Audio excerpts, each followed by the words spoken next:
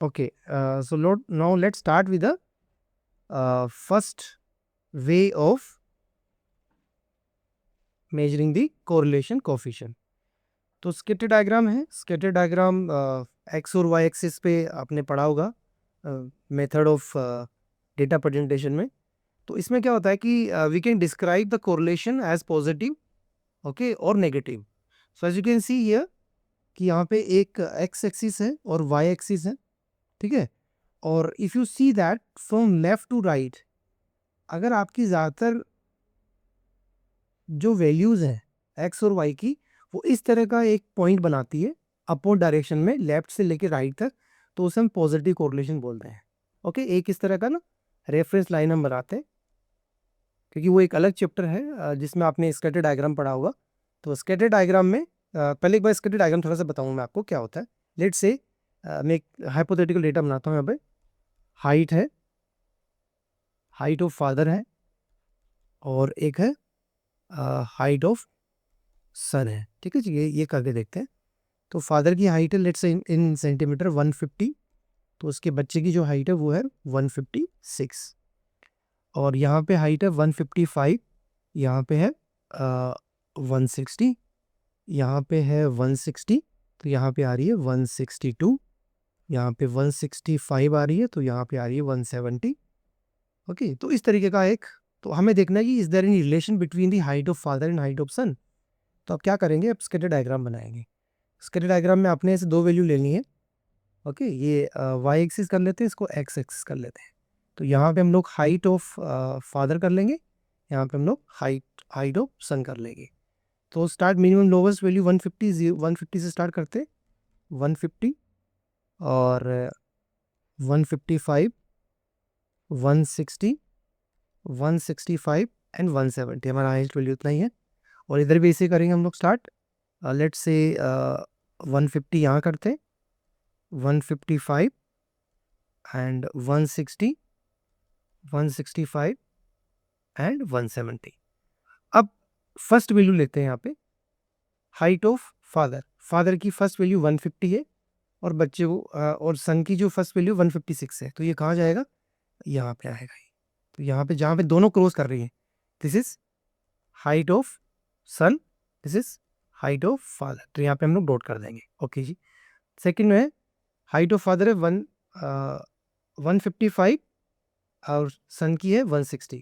तो यहाँ से हम लेके जाएंगे और यहाँ से फादर को, सन की हाइट को लेके आएंगे. तो यहाँ पे ये ऐसे हो गया. नेक्स्ट वैल्यू है इस पे 160, हाइट ऑफ फादर 160 है, 162 है.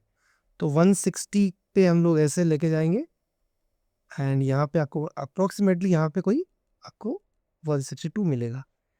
देन है 165 और यहाँ पे 170 है. तो 165 पे हम लेके जाते हैं, and here will get A, यहाँ पे आपका 170 आ गया. तो as you can see values फिर इस तरीके से एक रेफरेंस लाइन बना सकते हैं.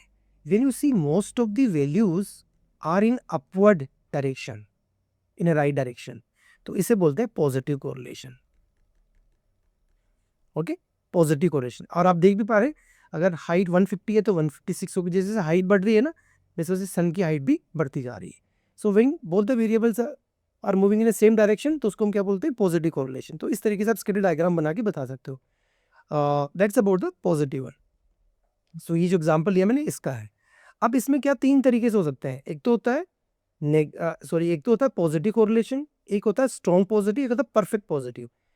अगर if all the values are near to your reference line, left to right direction में नियर टू रेफरेंस लाइन, मतलब पूरी एग्जैक्टली रेफरेंस लाइन पे नहीं होती, उसके आसपास हो, जैसे as you can see in this example ऐसे होती है, तो उसे बोलेंगे पॉजिटिव कोरिलेशन.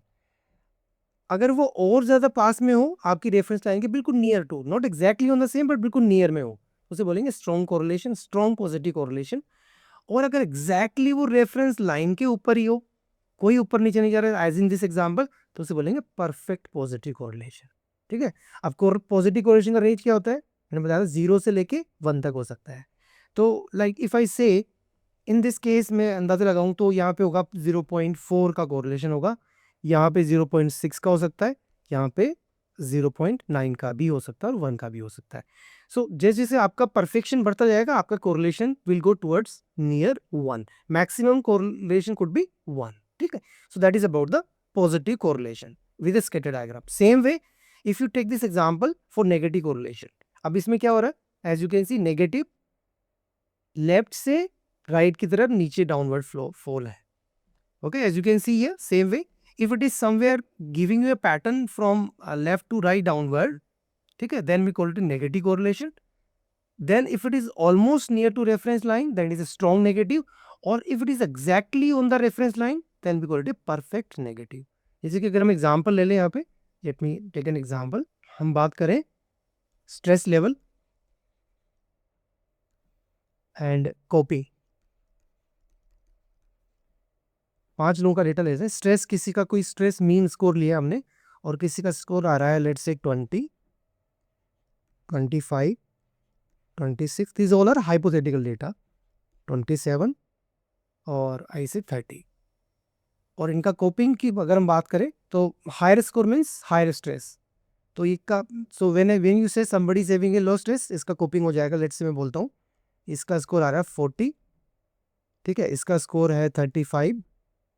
इसका स्कोर आ रहा है लेट्स से 32. इसका है 30 और इसका है 25. सो अगर इसको भी स्कैटर डायग्राम से करना है तो कैसे करेंगे, how will describe, same way x और Y value and will just demark one thing like ये है 20 से लेके 30 तक जा रहा है तो विल से 20 और 22, 24, 26, 28 एंड 30. सेम वे अगर इधर की हम बात करें तो इधर आपका आएगा 25, 30, 35 और 40. तो फर्स्ट वेरिएबल जिसका स्ट्रेस 20 है उसका स्कोर कितना है, 40 है. तो आपको देखोगे आप यहाँ तक जाएंगे एंड यहाँ तक आपका इस तरीके से आएगा. तो यहाँ पे आपको टिक करना है. Second person having a 25 and 35. सो 25 का आपका 25 यहाँ पड़ेगा. ठीक है. और यहाँ पे आपको 35 पे स्कोर हो गया. सर नेक्स्ट पर्सन 26 एंड इसका स्कोर कितना है 32. सो यहाँ पे आपको ये 32 पे कहीं समवेयर हियर. देन 27 है नेक्स्ट और 30 है तो 27 यहाँ पे और ये 30 हो गया. And last person is having a 30 and 25. So as you can see it is going. तो एक वेरिएबल जैसे no you can see this variable is decreasing here तो this variable is increasing. This is what I told you the negative correlation. ठीक है. So this is a negative correlation. और इसमें भी आप देख सकते हैं it's a negative, strong negative and perfect negative. So this is how we describe the relationship. And what is this? This is a no correlation. When you do not find a pattern, आपकी dots ना तो इस dot के आसपास आ रही है और ना ही इसके आसपास आ रही है. It's scattered everywhere in the x or y axis. Then we call it a no correlation. There is no relationship among these variables. So this is simplest graphical way of presenting the correlation coefficient with a scatter diagram. इसमें से एक genuine से question कई बार बन जाता है कि bivariate correlation को डिस्क्राइब करने का ग्राफिकल वे क्या है. तो you can answer is a scattered diagram. The demerit for scattered diagram is that you can not get a specific value. You only can say with a graph कि there is a positive और negative correlation. आपके पास में specific number नहीं आता है कि कितना है, क्योंकि जो कोफिशिएंट की रेंज है जो मैंने आपको बताया था कि -1 से लेके +1 तक है, वो किस रेंज में है that we can not describe with a scattered diagram. उसके लिए हमें अनदर मेथड यूज करना पड़ेगा और उसे हम बोलते हैं Karl Pearson correlation coefficient. Dear student, ये बहुत इंपॉर्टेंट मेथड है Karl Pearson correlation coefficient. It is used to measure the degree of linear relationship. अब आपको याद होना चाहिए लीनियर रिलेशनशिप मतलब a constant relationship among variable. A constant relationship among variables. If it is also called as a product moment correlation. यहाँ पे question बन जाता है product moment correlation किसे बोलते हैं, it's Karl Pearson. It is denoted by R. इसका जो सिंबल है आर होता है. कई बार स्टूडेंट क्या करते हैं, आर स्टैंड फॉर रिलायबिलिटी बोलते हैं. रिलायबिलिटी का सिंबल पी होता है. Okay. Reliability stand is a P. R stand for Karl Pearson. ठीक है, R value. So let x1, y1, x2, y2, xn और yn are the pair value क्योंकि bivariate है ये. बाइवेरिएट मतलब टू वेरिएबल्स। ओके, सो उसमें हमारे पास जो फॉर्मूला होगा वो आपका ये बनेगा। बहुत ही सिंपल सा फॉर्मूला है। R इक्वल्स टू, चलिए मेरे साथ लिखिए, summation x minus x bar, then bracket start summation of y minus y bar divided by summation x minus x bar and y minus y bar square, दोनों का square करना है, of under root. Okay, so that is the value, that is how we apply the formula.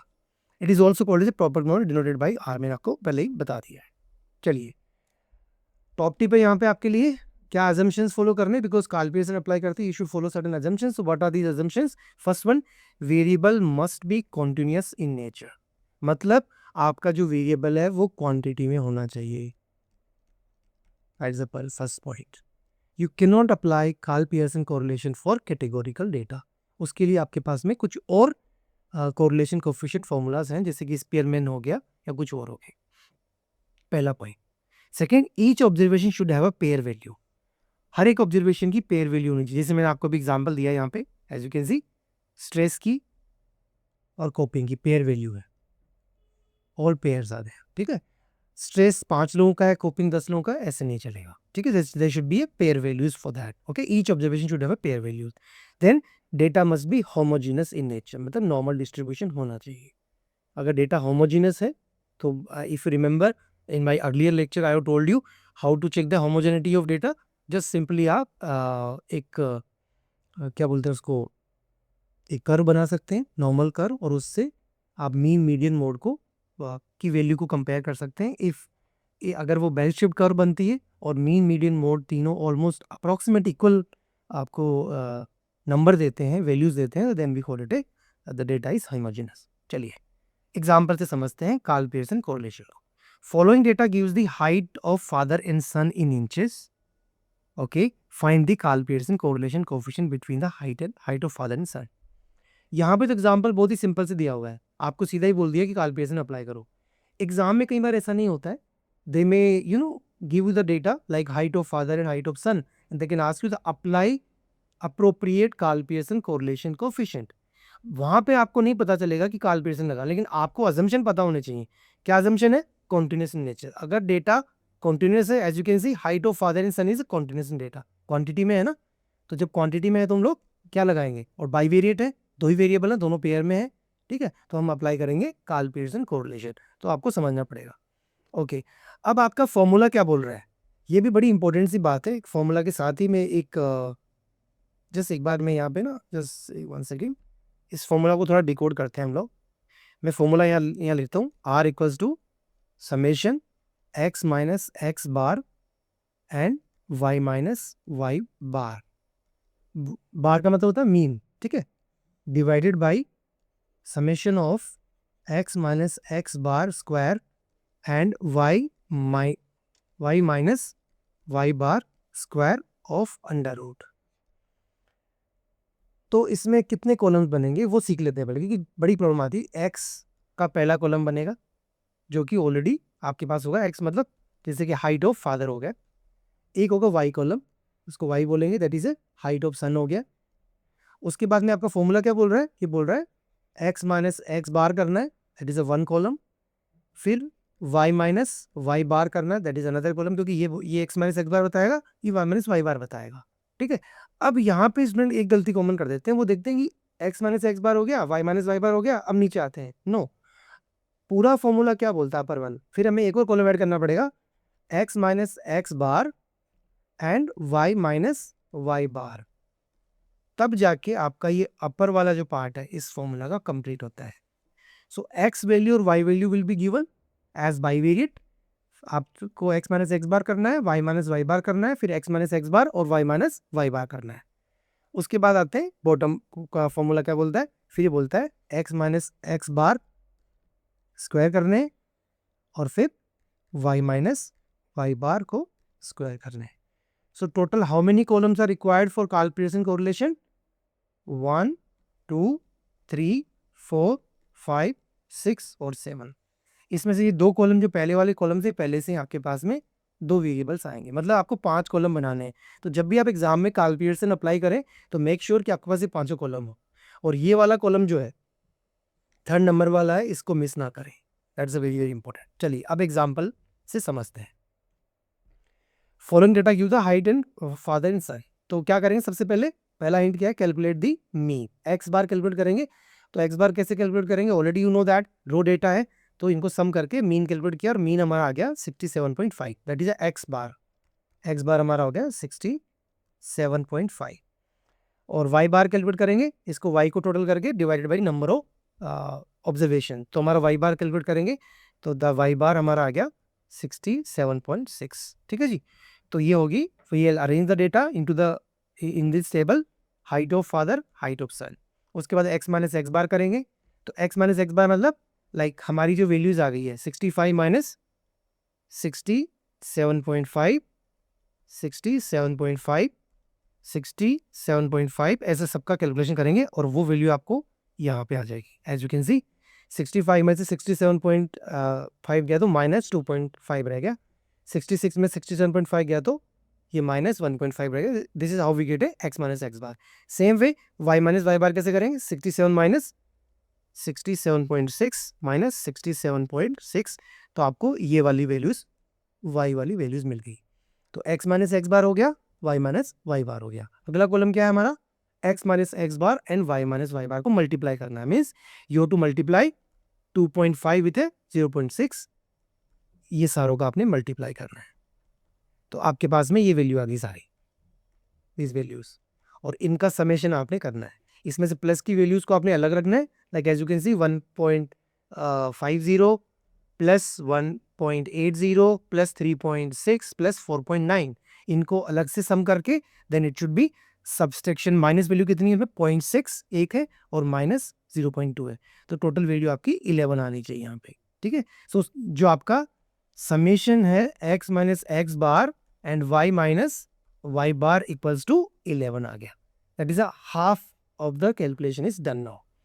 अब आते हैं इस पे, x minus x बार को स्क्वायर करना है, दैट इज, तो एक्स माइनस एक्स बार क्या है, ये वाला, तो स्क्वायर 2.5 को स्क्वायर करेंगे तो you'll get this value. Okay, so आपको ये सारी वैल्यू आ जाएगी। Then y minus Y bar को स्क्वायर करेंगे, तो वाई माइनस वाई बार को स्क्वायर करेंगे तो आपको इस तरीके से वैल्यूज आएंगी। So x minus x bar का सम आ गया, that is 23.5 and Y minus Y bar का कैलकुलेशन आ गया, दैट इज 21.36। सो अब आपके पास सारा जो भी आपका फॉर्मूला मांग रहा था, डिमांड कर रहा था, वो आपके पास सारी चीजें आ गई हैं। चलिए, तो अब हमारा formula already that you know, तो क्या करेंगे, 11 X minus x bar Y minus Y bar equals to 11 and जो बॉटम वैल्यूज है 23.50 है X minus x bar square और 21.36 है Y minus Y bar square. जब फाइनली आप इसको कैलकुलेट कर लेंगे तो you will get a value of 0.49। Okay, so what is the difference, the correlation coefficient is 0.9, that indicates that there is a positive correlation among the variables, that's the point। ठीक है जी, सो 0 से ज्यादा है नहीं, 0.49 है, so इसका मतलब हुआ there is a positive correlation among variables। so that is all about this Karl Pearson correlation coefficient। आज के ज्ञान में मैं एक बहुत ही इंपॉर्टेंट सी मिथ को ब्रस्ट करने वाला हूँ यहाँ पे। वो मिथ है मोटिवेशन और डिसिप्लिन के बारे में। आजकल हम बहुत सुनते हैं कि मोटिवेशनल वीडियोस आ रहे हैं, हम लोग बहुत ज़्यादा उनके बारे में बात करते हैं, लेकिन मोटिवेशन अगर आपको चाहिए किसी भी काम को करने के लिए, तो इसका सिंपल सा मतलब ये है कि आप वो काम करना ही नहीं चाहते। सो स्टूडेंट की लाइफ में मोटिवेशन डिपेंडेंसी बहुत कम होनी चाहिए। उनके लिए जो सबसे इंपॉर्टेंट फैक्टर है वो है डिसिप्लिन। डिसिप्लिन एक ऐसी चीज है जो आपको कोई भी काम करने के लिए हमेशा से ही प्रेरित करेगा। अब छोटा सा एग्जांपल लेते हैं। आप में से कितने लोग ऐसे होंगे जो मोटिवेटेड रहते हैं एग्जाम देने के लिए? ऑब्वियसली हम में से कोई भी नहीं रहेगा। जो क्लास में टॉपर होगा वो भी एग्जाम देने के लिए इतना मोटिवेटेड तो नहीं रहेगा। कितने लोग मोटिवेटेड रहेंगे कि हमें रोज पढ़ना है? हम मोटिवेटेड नहीं रहेंगे। लेकिन अब 1 साल के बाद में किसी का स्कोर बहुत अच्छा आया, वो इस वजह से आया कि वो मोटिवेटेड था या नहीं था, लेकिन उसने डिसाइड कर लिया कि मुझे इतने आवर्स की स्टडी करनी ही करनी है। तो डिसिप्लिन की वजह से वो बंदा आ गया है। तो डिसिप्लिन अगर हम ले आते हैं, अगर हम ऐसा लिस्ट कर लें कि 1 2 3 4 चीजें ऐसी कर लें जो मुझे करनी ही करनी है, मेरा मन है या नहीं है, और जितना जल्दी लाइफ में मोटिवेशन के मिथ से बाहर निकलेंगे, उतनी ही हम जल्दी जल्दी प्रोग्रेस कर सकते हैं। Thank you so much.